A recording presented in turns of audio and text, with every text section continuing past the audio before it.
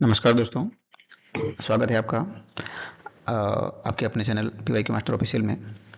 आज के इस वीडियो में हम बात करने वाले हैं राजस्थान के जो मेले, त्योहार एवं उत्सव हैं उनसे जुड़े हुए बहुत महत्वपूर्ण एमसीक्यूज जो कि परीक्षा में बार बार पूछे जा रहे हैं और बोर्ड और सभी प्रकार के एग्जाम में जो मूल किताबों पर ध्यान दिया जा रहा है। तो हमारी सीरीज जो चल रही है कक्षा 10 की पाठ्यपुस्तक से जो इम्पोर्टेंट एमसीक्यूज हैं वो हम चला रहे हैं।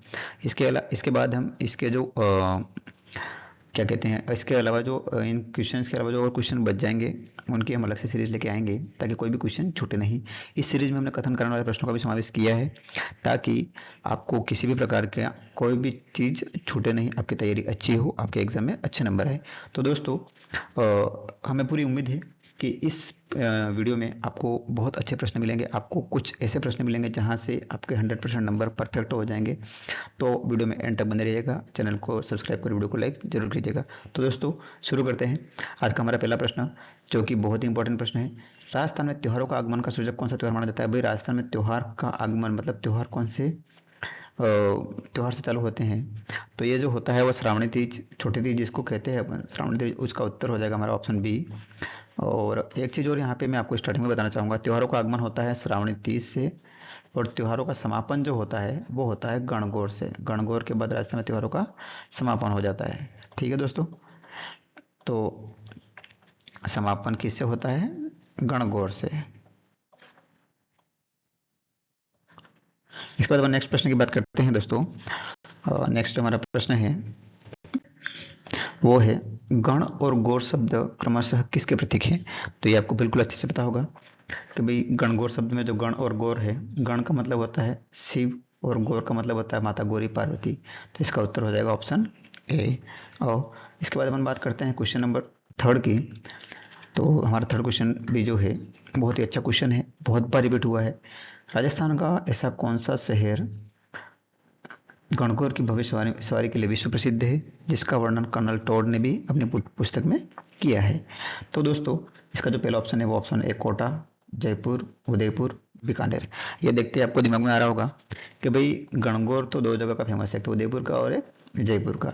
लेकिन जो गणगौर की भव्य सवारी के लिए विश्व प्रसिद्ध जो है ना दोस्तों, इसमें आपको कंफ्यूज नहीं होना है, इसका उत्तर है हमारा Jaipur, option B.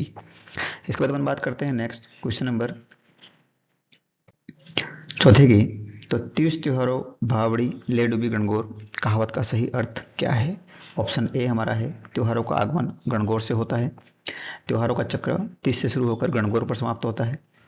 Option C या स जो है हमारा गणगौर सबसे बड़ा त्योहार है। और ऑप्शन डी तीज और गणगौर एक ही दिन आते हैं। तो इसका जो करेक्ट उत्तर है दोस्तों वो है कि त्योहारों का चक्र तीज से शुरू कर, जैसे कि हमने अपने पहले बात की थी पहले प्रश्न में, कि आगमन होता है श्रावणी तीज से और गणगौर पर जाकर समाप्त हो जाता है। यही इस लाइन का अर्थ है। ठीक है दोस्तों, इसके बाद अपन बात करते हैं क्वेश्चन नंबर 5 की। बूंदी की प्रसिद्ध कजली तीज, कजली तीज किस माह में मनाई जाती है? तो ये जो हमारा इसका उत्तर है वो हो जाएगा भाद्रपद माह में मनाई जाती है कजली तीज। उसके बाद अपन नेक्स्ट हमारे अगले प्रश्न की बात करते हैं क्वेश्चन नंबर 6 की। तो राजस्थान में लठमार होली कहाँ की प्रसिद्ध है? तो ये जो होली है ना लठमार होली, वो प्रसिद्ध है श्री महावीर जी की। यहाँ की लठमार होली हमारे बहुत फेमस है। इसके बाद हम नेक्स्ट बात करते हैं क्वेश्चन नंबर हमारे 7वें की। अगला हमारा प्रश्न है 7वां प्रश्न, पत्थरमार होली के लिए राजस्थान का कौन सा स्थान बहुत ज़्यादा फेमस है? तो इसका जो उत्तर है हमारा 7वें प्रश्न का वो हो जाएगा बाड़मेर। इसके बाद अपन नेक्स्ट बात करते हैं 8वें प्रश्न की। तो होली के अवसर पर इलोजी की बारात किस शहर में निकाली जाती है? इलोजी की बारात किस शहर में निकाली जाती है? तो ये जो है इसका पहला ऑप्शन है जयपुर, दूसरा ऑप्शन है बाड़मेर, तीसरा ऑप्शन है उदयपुर और चौथा ऑप्शन है बीकानेर। तो दोस्तों इसका उत्तर है हमारे ऑप्शन बी, बाड़मेर। और इसके बारे में वो इलोजी जो है, इलोजी के बारे में एक लोक मान्यता है कि इलोजी का विवाह हिरण्यकश्यप की बहन होलिका से तय हुआ था। होलिका को बहुत अहंकार था कि आग में नहीं जल सकती, लेकिन वो भक्त प्रहलाद को अग्नि में लेके बैठ गई। सब आप जानते हैं कि बैठ कर जलने की कोशिश की तो प्रहलाद तो नहीं जले लेकिन होलिका जल गई। तो यह घटना इलोजी के विवाह से ठीक पहले घटी थी जिससे उनका विवाह अधूरा रह गया। तो इसलिए उनकी बारात निकाली जाती है बाड़मेर शहर में ठीक है साथियों, इसके बाद अपन नेक्स्ट बात करते हैं क्वेश्चन नंबर 9 की। राजस्थान में अबुझ सावे के रूप में किस त्योहार को मनाया जाता है? तो इसका जो हमारा उत्तर है 90 प्रश्न का, वो हो जाएगा अक्षय तृतीया, आखाती जिसको कहते हैं, वो हमारा अबुझ सावे के रूप में मनाया जाता है। ये इसका उपनाम की तरह समझ लो आप, ये आपको ये शब्द याद रखना है, अबुझ सावा। ठीक है साथियों, इसके बाद अपन क्वेश्चन नंबर 10 की बात करते हैं। तो क्वेश्चन नंबर 10 जो हमारा कहता है, किस रियासत का स्थापना दिवस अक्षय तृतीया या आका तीज के दिन मनाया जाता है? Option A Jodhpur, option B Bikaner, option C Jaisalmer, option D Mewar. तो इसका जो हमारा उत्तर है 10वें प्रश्न का, वो हो जाएगा बीकानेर शहर जो है, बीकानेर शहर का स्थापना जो है अक्षय तृतीया के दिन मानी जाती है। तो इसका स्थापना दिवस भी अक्षय तृतीया के दिन माना जाता है बीकानेर का। इसके बाद अपन नेक्स्ट बात करते हैं क्वेश्चन नंबर 11 की। तो जैन धर्म का सबसे पवित्र और महत्वपूर्ण पर्व, पर्युषण पर्व जो होता है, ये किस माह में मनाया जाता है? हिंदू के किस माह में, मतलब इनका जो पर्युषण पर्व है वो कोई हिंदू माह के अंदर मनाया जाता है। तो इसका जो उत्तर है हमारा, वो हो जाएगा भाद्रपद महीने में, भाद्रपद महीने में। उसके बाद अपन बात करते हैं नेक्स्ट क्वेश्चन नंबर 12 की। पर्युषण पर्व का अंतिम दिन, जिस दिन क्षमा याचना की जाती है, क्या कहलाता है? मतलब पर्युषण पर्व का अंतिम दिन होता है, उसमें भगवान से क्षमा मांगी जाती है कि भगवान हमारे द्वारा जो भी पाप या कुछ भी गलत हुआ है तो उसके लिए हमें क्षमा करें, इस प्रकार से क्षमा याचना की जाती है। तो उसको क्या कहा जाता है, उसके लिए क्या शब्द है?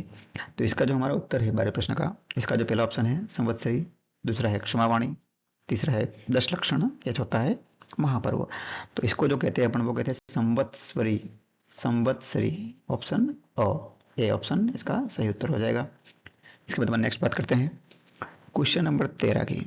तो क्वेश्चन नंबर 13 जो हमारा कह रहा है, कार्तिक पूर्णिमा को राजस्थान का कौन सा सबसे बड़ा और रंगीन मेला आयोजित होता है? तो कार्तिक पूर्णिमा के दिन जो हमारा राजस्थान का सबसे बड़ा रंगीन मेला कौन सा आयोजित होता है? ऑप्शन ए दे रखा है बेणेश्वर। भाई बेणेश्वर तो कार्तिक में नहीं होता है। उसके बाद बात करते हैं पुष्कर मेला, तो ये होता है। इसके बाद आ गया शीतला माता मेला, केला देवी मेला। तो इसका जो हमारा करेक्ट उत्तर है वो हो जाएगा पुष्कर मेला, ऑप्शन बी हमारा करेक्ट उत्तर हो जाएगा इसका 13 प्रश्न का। इसके बाद अपन नेक्स्ट बात करते हैं 14वें प्रश्न की। तो पौराणिक मान्यताओं या कथाओं के अनुसार पुष्कर में ब्रह्मा जी ने किस राक्षस का वध किया? तो हमारा जो 14वां प्रश्न है, पौराणिक कथाओं के अनुसार पुष्कर में ब्रह्मा जी ने किस राक्षस का वध किया? तो इसका जो उत्तर है हमारा ऑप्शन 14 का जो हमारा करेक्ट आंसर है वो है वज्रनाथ, ऑप्शन बी। इसके बाद अपन नेक्स्ट बात करते हैं क्वेश्चन नंबर हमारा 15 प्रश्न की।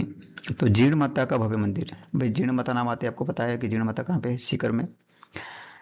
ये तो आपको पता है, लेकिन पूछ रहा है कि सीकर जिले के किस गांव में पहाड़ी की तलहटी में स्थित है? तो ये जो है ना, ये है रेवासा। 15 ऑप्शन का उत्तर हो जाएगा रेवासा, सीकर में जीण माता का मंदिर है। ठीक है दोस्तों, और इसके बाद अपन नेक्स्ट अपन क्वेश्चन नंबर 16 की बात करते हैं। खाटू श्याम जी का मेला फाल्गुन माह की किन तिथियों को आयोजित होता है? ऑप्शन ए दे रखा है शुक्ल दशमी से द्वादशी, मतलब दशमी से 12वीं द्वादशी जिसको कहते हैं, कृष्ण दशमी से द्वादशी, या पूर्णिमा, या अमावस्या। तो ये जो है अपने खाटू श्याम जी का मेला फाल्गुन माह में जो आयोजित होता है, वो होता है शुक्ल पक्ष, शुक्ल के पक्ष दशमी से द्वादशी, फाल्गुन माह के शुक्ल दशमी से द्वादशी। इसके बाद अपन बात करते हैं क्वेश्चन नंबर हमारा 17 प्रश्न की। तो भरथरी का प्रसिद्ध मेला अलवर जिले में वर्ष में कितनी बार लगता है? देखो भाई, यहाँ से 2-3 प्रश्न एक तो आपको हो जाते हैं। ये भरथरी वाला मेला बहुत बार आ चुका है, तो कहाँ पे लगता है? अलवर जिले में। ये तो पहले ही इसने बता दिया प्रश्न में। अब ये कह रहा है कि वर्ष में कितनी बार लगता है, कितनी बार यूँ कहा है, तो भाई एक बार तो नहीं होगा, क्योंकि एक बार होता तो ऐसा प्रश्न पूछता ही नहीं। तो पहला ऑप्शन तो वैसे ही कट गया। अब 2, 3 या हर महीने। तो 17 प्रश्न में जो कह रहा है, इसका दूसरा ऑप्शन जो है 2 बार, तीसरा ऑप्शन 3 बार, चौथा ऑप्शन हर महीने। तो ये जो मेला लगता है ना, ये 2 बार लगता है साल में, वैशाख महीने में और भाद्रपद महीने में। ठीक है साथियों, इसके बाद हम नेक्स्ट बात करते हैं क्वेश्चन नंबर 18 की। कनपटे बाबा का कुंभ, किस मेले को कनपटे बाबा के कुंभ के रूप में जाना जाता है? तो ये कनपटे बाबा के कुंभ के मेला जो है ना, ये आपको बिल्कुल मुंह पे होगा, भ्रथहरि का मेला कहा जाता है। 18 ऑप्शन का उत्तर का बी ऑप्शन हो जाएगा। और उसके बाद हम नेक्स्ट बात करते हैं डिग्गी के कल्याण जी का मेला। डिग्गी के कल्याण जी का मेला किस तिथि को आयोजित किया जाता है? ऑप्शन ए हमारा भाद्रपद शुक्ल एकादशी, ऑप्शन बी भाद्रपद माह की अमावस्या, कार्तिक पूर्णिमा, या माघ पूर्णिमा। तो इसका जो करेक्ट उत्तर हो जाएगा हमारा, वो हो जाएगा श्रावण माह की अमावस्या को डिग्गी का कल्याण जी का मेला आयोजित किया जाता है। इसके बाद अपन नेक्स्ट बात करते हैं क्वेश्चन नंबर 20 की। इसी पे एक अगला प्रश्न है कि भाई डिग्गी के कल्याण जी का मेला मंदिर जो है किस भगवान को समर्पित है। तो ये जो है, ये डिग्गी के कल्याण जी का मंदिर जो है वो किस भगवान को समर्पित है। तो इसका जो पहला ऑप्शन है शिव को, दूसरा है विष्णु को राजा कल्याण जी के रूप में, तीसरा है ब्रह्मा को, चौथा है राम को। तो आपको ऑप्शन देख के पता पड़ ही रहा होगा कि भाई इसका जो करेक्ट आंसर है वो हो जाएगा हमारा बी, विष्णु को। ठीक है साथियों, उसके बाद हम नेक्स्ट बात करते हैं क्वेश्चन नंबर 21 की। श्री महावीर जी का मेला करौली जिले में किस नदी के किनारे बढ़ता है। तो भाई श्री महावीर जी का मेला जो है करौली जिले में बढ़ता है, तो किस नदी के किनारे बढ़ता है। तो करौली में कौन सी नदी है, सबसे पहली बात। तो करौली में जो है हमारी चंबल, बनास, गंभीर या बाणगंगा कौन सी नदी है। तो ये जो है ना मेला, ये लगता है हमारा गंभीर नदी के किनारे पे। ऑप्शन इसका हो जाएगा सी, 21वें प्रश्न का ऑप्शन सी। इसके बाद नेक्स्ट बात करते हैं 22वें प्रश्न की। बीकानेर के देशनोक में स्थित वह मंदिर जो चूहों के मंदिर के नाम से विश्व में विख्यात है। तो जीर्ण माता तो हो नहीं सकता भाई, जीर्ण माता तो सीकर में है, बीकानेर की बात कर रहा है। करणी माता हो सकता है क्योंकि करणी माता का देशनोक में इसे मंदिर स्थित है और ये चूहों का ही मंदिर कहा जाता है। और इसमें काबा जो चूहों का नाम है वो सफ़ेद चूहों को क्या कहा जाता है, काबा ऐसा कुछ कहा जाता है। तो इस प्रकार से आपको याद रखना है। इसके बाद अपन बात करते हैं 23वें प्रश्न की। तो करणी माता के मंदिर में दिखने वाले सफ़ेद चूहों को भक्त क्या कहकर बुलाते हैं। देखो ये प्रश्न अगला आ ही गया जो अपन वो बात कर रहे थे।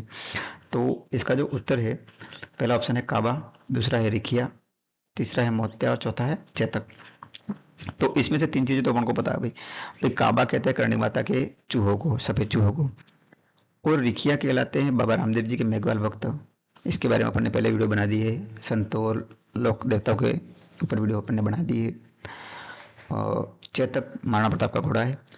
तो इसका जो उत्तर है हमारा सही उत्तर वो हो जाएगा ऑप्शन ए, काबा। इसके बाद अपन नेक्स्ट बात करते हैं 24वें प्रश्न की। चाकसू जयपुर में शीतला माता का मेला किस तिथि को आयोजित होता है। ऑप्शन ए हमारा है चैत्र कृष्ण अष्टमी, ऑप्शन बी है चैत्र शुक्ल अष्टमी, अगला ऑप्शन है वैशाख कृष्ण अष्टमी या श्रवण कृष्ण अष्टमी। तो इसका जो उत्तर है हमारा करेक्ट वो हो जाएगा चैत्र कृष्ण अष्टमी को शीतला माता का मेला जयपुर में चाकसू में लगता है। इसके बाद अपन नेक्स्ट बात करते हैं क्वेश्चन नंबर हमारा 25वां प्रश्न। तो किस मेले को बैलगाड़ी मेले के नाम से भी संबोधित किया जाता है। भाई ये आपको पता होगा, बैलगाड़ी मेला। बैलगाड़ी मेला कौन सा कहा जाता है। तो ये जो है शीतला माता का जो मेला है ना, इस मेले को अपन बैलगाड़ी का मेला भी कहते हैं। क्योंकि ये जो है ना, इस मेले में क्या होता है कि दूर दूर से ग्रामीण अपनी बैलगाड़ियों को रंग बिरंगे कपड़ों से सजाकर उसमें सवार होकर मेले में पहुंचते हैं। तो ऐसी लोक मान्यता भी है कि शीतला माता के क्रोधित होने पर चेचक व्यक्ति पीड़ित हो जाता है, तो उसके लिए शीतला माता की पूजा की जाती है। और ये जो मेला है बैलगाड़ी लेके आते हैं, इस वजह से बैलगाड़ी मेले के नाम से भी संबोधित किया जाता है। इसके बाद अपन नेक्स्ट बात करते हैं क्वेश्चन नंबर 26वें की प्रश्न की हमारे। शीतला माता को सेठ, शीतला या सेढ़ल माता के अलावा उत्तर भारत में और किस नाम से पूजा जाता है। तो उत्तर भारत में भाई शीतला माता को पूजा जाता है कौन सा, किस नाम से पूजा जाता है। तो पहला ऑप्शन है माई अनामा, दूसरा है महामाई, तीसरा है चामुंडा और नारायणी। तो इसका जो करेक्ट उत्तर है वो है महामाई माता के नाम से भी उत्तर भारत में शीतला माता का एक और उपनाम है। तो 26वें प्रश्न का उत्तर हमारा हो जाएगा बी। इसके बाद अपन बात करते हैं 27वें प्रश्न की। कैला देवी का लक्खी मेला करौली जिले में के किस पर्वत पर आयोजित होता है। तो करौली में कैला, ये वही आगे हर्ष पर्वत है कि त्रिकुट पर्वत है, संधा पर्वत है, कौन से पर्वत पे है वही बताओ। तो ये जो है, ये जो मेला आयोजित होता है हमारा कैला देवी वाला, जो इसको लक्खी मेला भी कहते हैं, तो ये होता है त्रिकुट पर्वत पर। कहाँ पे है, त्रिकुट पर्वत पर। ठीक है साथियों, इसके बाद अपन नेक्स्ट इसके बाद अपन नेक्स्ट बात करते हैं हमारे क्वेश्चन नंबर 28 की। तो कैला देवी के मंदिर के सामने स्थित हनुमान जी के मंदिर में भक्त कौन से गीत गाते हैं। देखो भाई ये भी बहुत अच्छा प्रश्न है, ये है बेसिक। ये कहलाता है भी बेसिक से प्रश्न जो इम्पोर्टेंट भी है। ऐसे प्रश्न मिलेंगे आपको, इसलिए आपको हमारी वीडियो को एंड तक जरूर देखना पड़ेगा। अभी कहाँ पे क्या मिल जाए कोई कुछ कह नहीं सकते दोस्तों। तो इसका जो पहला ऑप्शन है हिचकी, दूसरा है लांगुरिया, तीसरा है पवाड़े, चौथा है चिड़िया। तो इसका जो करेक्ट उत्तर है हमारे 28वें प्रश्न का वो है लांगुरिया। क्या है? लांगुरिया। नेक्स्ट, इसके बाद अपन बात करते हैं नेक्स्ट क्वेश्चन नंबर 29 की। कपिल मुनि का मेला कोलायत बीकानेर में लगता है। ठीक है भाई, आपको याद होगा ये तो, लेकिन किस तिथि को लगता है? अपन ने क्या पूछा है, किस तिथि को लगता है? तो इसका जो पहला ऑप्शन है वो है कार्तिक पूर्णिमा, दूसरा है माघ पूर्णिमा, तीसरा है भाद्रपद पूर्णिमा और चौथा है चैत्र पूर्णिमा। तो इसका जो उत्तर है हमारा वो है कार्तिक पूर्णिमा को लगता है। कब लगता है? कार्तिक पूर्णिमा को। इसके बाद अपन बात करते हैं दोस्तों नेक्स्ट तीसरे प्रश्न की। ख्वाजा मोइनुद्दीन चिश्ती का उर्स जो कि अजमेर में लगता है, किस इस्लामिक माह की 1 से 6 तारीख को मनाया जाता है? भाई पूछा है कि इस्लामिक की कौन सी माह में लगता है। तो इसका जो पहला ऑप्शन है रमजान, दूसरा ऑप्शन है रज्जब, तीसरा है मुहर्रम और चौथा है सफर। तो इसका जो करेक्ट आंसर है हमारा वो है रज्जब। रज्जब माह में लगता है। 31वें प्रश्न की अपन बात करते हैं। तो अजमेर उर्स के दौरान भिलवाड़ा का कौन सा परिवार दरगाह के बुलंद दरवाजे पर झंडा फहराने की रस्म अदा करता है? अजमेर का उर्स तो भिलवाड़ा का कौन सा परिवार करता है? तो पहला ऑप्शन है चिश्ती, दूसरा है गोरी, तीसरा है शेख और चौथा ऑप्शन हमारा पठान। तो इसमें जो करेक्ट आंसर हो जाएगा वो हो जाएगा, तो हमारे 31वें प्रश्न का उत्तर हो जाएगा हमारे 31वें प्रश्न का गोरी परिवार। कौन सा परिवार? गोरी परिवार। तो हम नेक्स्ट बात करते हैं 32वें प्रश्न की। और डूंगरपुर जिले का जो गलियाकोट का ओर्स है, गलियाकोट जी ब्लॉक में लगता है, किस मुस्लिम संप्रदाय की आस्था का केंद्र है? तो हमारा पहला ऑप्शन है दाऊदी बोहरा संप्रदाय, दूसरा है कादरी संप्रदाय, तीसरा है चिश्ती संप्रदाय और चौथा है सूफी संप्रदाय। तो इसका जो उत्तर हो जाएगा वो हो जाएगा दाऊदी बोहरा संप्रदाय का आस्था का केंद्र है ये गलियाकोट उर्स वाला। इसके बाद अपन नेक्स्ट बात करते हैं। तो हमारा प्रश्न है आदिवासियों का कुंभ के नाम से प्रसिद्ध बेणेश्वर मेला किस तिथि को आयोजित होता है? तो भाई ये जो मेला है आदिवासियों का कुंभ, ये त्रिवेणी संगम सोमवार जाखम नदियों का त्रिवेणी संगम पर स्थित है। और मावजी महाराज ने इनकी स्थापना की थी इस बेणेश्वर धाम की, ऐसा लोक मान्यता है। और ये मेला जो है वो माघ पूर्णिमा को बढ़ता है दोस्तों। कहाँ पे है? तो डूंगरपुर जिले में लगता है ये मेला। इसके बाद अपन नेक्स्ट बात करते हैं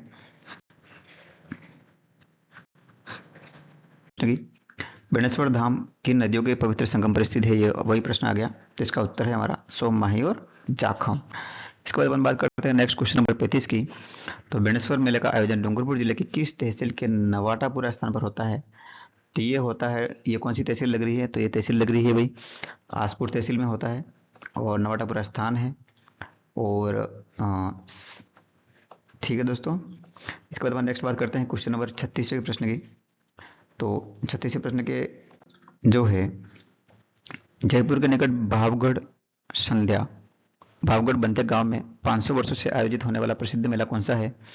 तो ये जो मेला है हमारा, ये है गधों और खच्चरों का मेला जो 500 वर्षों से आयोजित हो रहा है भावगढ़ बंतिया गांव में। इसके बाद अपन नेक्स्ट बात करते हैं ईसाई धर्म का बहुत त्यौहार जो ईसा मसीह के पुनर्जीवित होने की खुशी में रविवार को मनाया जाता है, क्या कहलाता है? तो वो कहलाता है हमारा ईस्टर, क्रिसमस या गुड फ्राइडे या न्यू ईयर, क्या कहलाता है? तो इसका जो उत्तर हो जाएगा वो हो जाएगा ईस्टर कहलाएगा। ईस्टर कहलाता है, क्या कहलाता है? ईस्टर। इसके बाद अपन नेक्स्ट बात करते हैं क्वेश्चन नंबर, अगला क्वेश्चन है हमारा मुस्लिम त्यौहार बरावफात किसकी याद में मनाया जाता है? ऑप्शन ए इमाम हुसैन या पैगम्बर मोहम्मद साहब या ख्वाजा गरीब नवाज या हजरत अली। तो इसका जो करेक्ट आंसर हो जाएगा वो हो जाएगा पैगम्बर मोहम्मद साहब की याद में मनाया जाता है। इसके बाद अपन नेक्स्ट बात करते हैं क्वेश्चन नंबर 39 की। तो बेणेश्वर धाम में भगवान शिव के किस विग्रह की पूजा की जाती है? भाई कौन किस प्रकार का विग्रह है? पहला ऑप्शन है अर्धनारीश्वर, दूसरा है स्वयंभू खंडित शिवलिंग या महाकाल या पशुपतिनाथ। तो इसका जो उत्तर है हमारा वो है स्वयंभू खंडित शिवलिंग। यह याद रखना आपको, किस कैसा शिवलिंग है? खंडित शिवलिंग की पूजा की जाती है। ठीक है दोस्तों, इसके बाद अपन 40वें प्रश्न की बात करते हैं। ख्वाजा मोइनुद्दीन चिश्ती किस सूफी संत के शिष्य थे और 1192 में भारत आए थे? तो ये आपको बिल्कुल अच्छे से ध्यान होगा, वो नहीं है तो आप इसको याद कर लीजिएगा। ये थे ख्वाजा उस्मान हारूनी के शिष्य। किसके शिष्य थे? ख्वाजा उस्मान हारूनी के। उसके बाद अपन नेक्स्ट बात करते हैं क्वेश्चन नंबर तो अगला हमारा प्रश्न जो है कथन कारण वाला प्रश्न है। जैसे कि हमने वीडियो के स्टार्टिंग में बोला था, कुछ कथन कारण वाले प्रश्न भी हमने शामिल किए हैं। तो हमारा एक तरह से प्रश्न है, कथन कह रहा है कि भाई अक्षय तृतीया जो कि आखातीज है को राजस्थान में अबुझ सावे के रूप में मनाया जाता है। बिल्कुल सही बात है, ये हमने पहले प्रश्न भी इसके बारे में कर लिए है, ये सही बात है। अब कारण क्या बताया इसने? इसने कारण बताया कि इस दिन बड़ी संख्या में बाल विवाह होते हैं, क्योंकि ग्रामीण अंचलों में बिना मुहूर्त निकलवाए ही विवाह कर दिए जाते हैं। ये पहले होता था, कुप्रथा थी, पहले राजस्थान में बाल विवाह हो जाते थे। इसके हिसाब से प्रश्न बनाया हुआ है।